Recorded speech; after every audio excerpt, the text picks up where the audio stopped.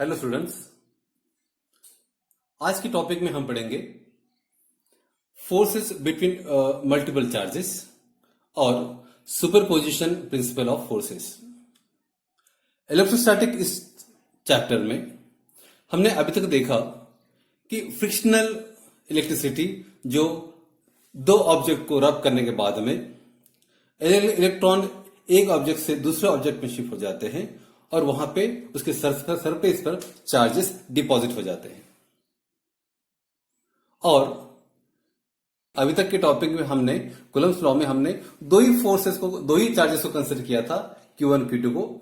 लेकिन क्या होगा जब चार्जेस ज्यादा होंगे, जब चार्जेस दो से ज्यादा होंगे? तो यहां देखेंगे आप कि there are 4 charges, Q1, Q2, Q3 and Q4। These are 4 charges, okay.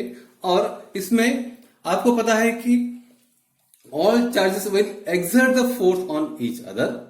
तो यहां हम कैसे करेंगे, Q1 ये चार्जेस है और Q1 इस चार्ज पर Q2, Q3 और Q4 एक्ट होंगे तो क्या होगा? तो ये होगा कि when this forces will act on when this charges will exert the force on this Q1, then the resultant force will be what? The resultant force will be the vector sum of all the forces.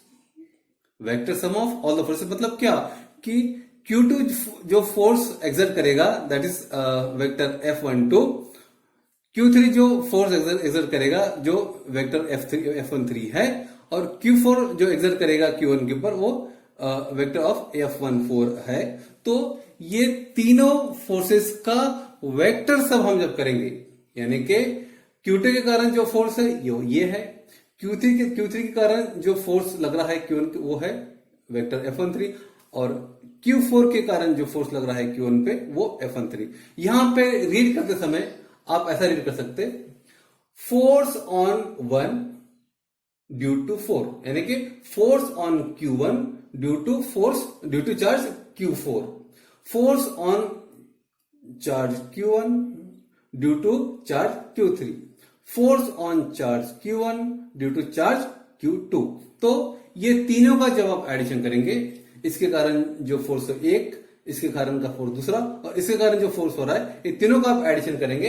Addition जब आप करेंगे तब आपको vector sum करना है, क्योंकि आपको पता है फोर्स ये आपकी वेक्टर क्वांटिटी है, और जब आप वेक्टर क्वांटिटी को कंसीडर करते हैं, जब कोई फिजिकल क्वांटिटी वेक्टर होती है तो हम उसे डायरेक्ट ऐड नहीं कर सकते हैं। जैसे मैंने आपको कल इसके पहले के लेक्चर में बताया था कि आप टेम्परेचर हो या मास हो, ये क्वांटिटी है जो आपके डायरेक्शन पे डिपेंड नहीं रहती है, तो इसे आप डायरेक्टली ऐड कर सकते हैं, डायरेक्टली ऐड या सब्सट्रैक्ट कर सकते हैं। क्योंकि फोर्स ये आपकी वेक्टर क्वांटिटी है तो आपको उसको वेक्टर सम करना पड़ेगा। तो यहां मैं रिजल्टेंट बताऊंगा आपको कि F1 vector F1 equal to vector of F12, okay, plus vector of force F13 and vector of force F14। ये तीनों का आप एडिशन करेंगे तो आपको क्या मिलेगा, resultant force on Q1 due to Q2, Q3 and Q4। आपको पता है कि ये F12 कैलकुलेट करने के लिए हमने इसके पहले के लेक्चर में देखा था। F12 कैलकुलेट करने के लिए हमें पता है कि F12 is directly proportional to what, F12 equal to 1/4 pi epsilon naught into Q1 Q2 upon R square, and the unit vector का डायरेक्शन देना होगा आपको, तो आपको मिलेगा F12। उसी प्रकार आप F13 निकालेंगे, उसी प्रकार आप F14 निकालेंगे, और ये तीनों का जब आप एडिशन करेंगे तो आपको इस Q1 पे जो रिजल्टेंट फोर्स एक्ट करेगा उसका आपको वेक्टर सम मिलेगा। तो ये तो हो गया आपका, जब आपका फोर्स दो से ज्यादा आपके चार्जेस हो, मान लो आपके चार्जेस 3, 4 या हो, तो आपको इस प्रकार ऐड करना पड़ेगा। तो इसके लिए तो एक प्रिंसिपल भी है जिसे हम कहेंगे superposition principle of forces. Superposition ये थ्योरम आपके इलेक्ट्रिसिटी इस चैप्टर में भी होता है और आपके मैकेनिक्स में भी होता है कि जब कोई एक सिस्टम पे फोर्स लगता है तो मल्टीपल फोर्सेस लगते हैं, तो तब उसमें इंडिविजुअल फोर्स का इन्फ्लुएंस ये ऐड करके जो रिजल्टेंट मिलता है उसे हम टोटल फोर्स मानते हैं। तो यहाँ पे फोर्स हमें पता है कि एक वेक्टर क्वांटिटी है। तो मैं पहले आपको सुपरपोजिशन प्रिंसिपल का जो यह है डेफिनेशन है मैं बताता हूं आपको। When a number of charges are interacting, number of charges मतलब क्या, एक से ज्यादा charges interacting, the total force on a given charge is vector sum of individual force exerted on the given charges by all the other force charges।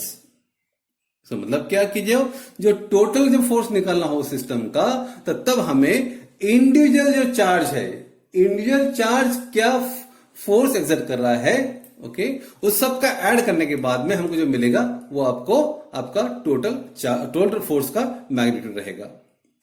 यहां देखेंगे आप Q1, Q2, Q3 या Qn ये चार्जेस है which is situated in the free space, और उसके कारण जो इलेक्ट्रोस्टैटिक फोर्स मिल रहे हैं वो है F12। यहां बात कर रहे हैं किसकी, चार्ज 1 पे बाकी फोर्सेस कैसे एक्ट करें उसी की।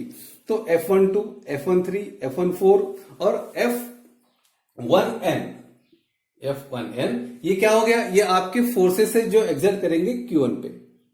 मैं फिर से बताता हूं आपको, मान लो कि Q1, Q2, Q3 और Q1 ये चार्जेस है जो सिचुएटेड है फ्री स्पेस में, और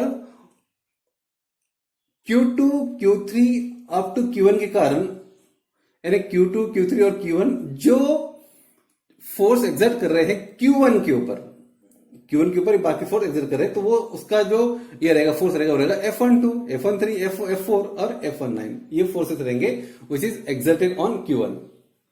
तो क्या हो गया, तो according to superposition principle of forces, the vector sum of all the forces will give the resultant. मतलब क्या कि F1 vector F1 equal to vector F12 plus vector F13 plus vector F14 up to vector F1n। n क्या है आपका, multiple integer है। तो आपका resultant क्या मिल रहा है आपका कि हर एक फोर्स के कारण, हर एक चार्जेस के फोर्स के कारण जो उसको इफेक्ट मिल रहा है उसका एडिशन करेंगे हम, तो हमें क्या मिलेगा, एक रिजल्टेंट मिलेगा। यहां मैंने समझने के लिए एक मान लो एक ब्लॉक रखा हुआ है, और ब्लॉक को मान लो कि दो लोग खींच रहे हैं, F1 खींच रहा है और F2 खींच रहा है। एक F1 एक लड़का खींच रहा है, F2 दूसरा लड़का खींच रहा है। तो इसका जो रिजल्टेंट हमें कैसे मिलेगा, क्योंकि F1 एक वेक्टर क्वांटिटी फोर्स की और F2 भी एक वेक्टर है, तो हमें क्या करना पड़ेगा, हम ये दोनों वेक्टर को F1 और F2 ये दोनों फोर्सेस को हमको वेक्टर के लिए ऐड करना पड़ेगा, उसको हमें वेक्टर एडिशन करनी पड़ेगी, और वो वेक्टर एडिशन से हमें क्या मिलेगा, एक रिजल्टेंट मिलेगा, यानी इसका ये रिजल्टेंट हो गया। यानी कि एक फोर्स अलग और एक फोर्स अलग, दोनों का हम ऐड करेंगे तो हमें क्या मिलेगा, रिजल्टेंट मिलेगा। इसी प्रकार यहां भी ऐसा ही है। यहां पे जब हमको चार्जेस Q1 पे बाकी चार्जेस का जो फोर्स एक्ट कर रहा है वो फाइंड आउट करने के लिए हमने क्या किया, F12 plus F13 plus F14 up to F19। और यहां हमें पता है कि F12 कैलकुलेट करने के लिए हमें फॉर्मूला पता है कि 1/4/0 Q1 Q2 अपॉन R12 का स्क्वायर, और ये आपका यूनिट वेक्टर का डायरेक्शन R21 का। इसी प्रकार यदि हम इसे डिटेल में लिखेंगे तो क्या मिलेगा कि वेक्टर F1 इक्वल टू 1/4/0, मैंने ब्रैकेट क्लोज किया और ब्रैकेट में क्या क्या आएगा, Q1 Q2 अपॉन R12 का स्क्वायर, यूनिट वेक्टर R21 का डायरेक्शन, ओके। और इसी प्रकार ये Q3 चार्जेस के कारण हमें ये मिलेगा, और ऐसे आपको Qn चार्ज जो है उसके कारण हमें ये मिलेगा। ये तो क्या हो गया, ये तो हो गया Q2, Q3, Q4 या Q9 ये चार्जेस का जो ये है फोर्स है जो Q1 पे लग रहा है। लेकिन same way we can calculate the forces on any other charges. मान लो कि आप मान दें कि मान लो Q2 चार्ज है, Q2 चार्ज पे Q1, Q3, Q4 या Q9 इसका जो फोर्स एक्सर्ट होगा उसका कैलकुलेशन कैसे करना पड़ेगा, वो भी ऐसे करना पड़ेगा। या मान लो आपको कैलकुलेट करना है कि Q3 चार्ज पे Q1, Q2, Q4 और अप टू Q9 इनका मान लो इलेक्ट्रोस्टैटिक फोर्स क्या एक्ट होगा या उसका क्या मैग्नीट्यूड निकलेगा, तो वो भी आपको इसी प्रकार ही करना पड़ेगा। यहाँ F1 की जगह पे आपको F2 आएगा, F3 आएगा या जो भी आएगा। तो स्टूडेंट ये है आपका सुपरपोजिशन प्रिंसिपल ऑफ फोर्सेस, जिसमें आप इंडिविजुअल चार्ज का एक चार्ज के ऊपर का इफेक्ट इंडिविजुअल कैलकुलेट करते हैं और उसका टोटल आप ऐड करेंगे वेक्टर। और ऐड करते समय आपको डायरेक्ट ऐड नहीं करना है, क्योंकि ये आपका वेक्टर क्वांटिटी, तो इसका जो समेशन है या इसका जो एडिशन है ये आपको वेक्टर फॉर्म में ही करना पड़ेगा। तो स्टूडेंट आज के लेक्चर में इतना ही, फोर्स बिटवीन मल्टीपल चार्जेस और सुपरपोजिशन प्रिंसिपल ऑफ फोर्सेस। मैं आपको बता दूं कि इलेक्ट्रोस्टैटिक इस चैप्टर में हम क्या देख रहे हैं। इलेक्ट्रोस्टैटिक इस चैप्टर हम देख रहे हैं कि electrostatic forces, then electrostatic fields और फिर इलेक्ट्रोस्टैटिक पोटेंशियल। तो अभी तक हमने जो देखा है वो है, देखा है हमने फोर्सेस, यानी इलेक्ट्रोस्टैटिक फोर्स का कैलकुलेशन कैसे करते हैं, वेक्टर सम कैसे करते हैं वो देखा है। इसके आगे हम देखेंगे इलेक्ट्रोस्टैटिक की जो फील्ड होती है या उसकी जो चार्ज पोटेंशियल होता है उसके बारे में हम बात करेंगे। तो आज के लिए इतना ही, थैंक यू।